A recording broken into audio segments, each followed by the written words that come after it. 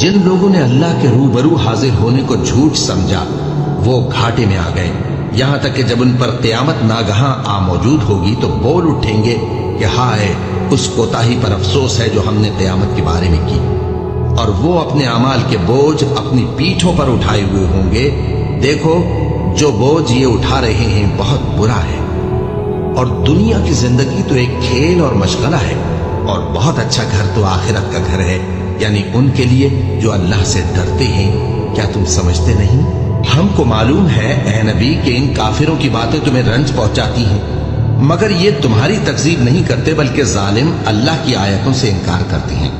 और तुमसे पहले भी पैगंबर झुटलाए जाते रहे तो वो तकजीब और ईजा पर सब्र करते रहे, यहां तक कि उनके पास हमारी मदद पहुंचती रही, और अल्लाह की बातों को कोई भी बदलने वाला नहीं।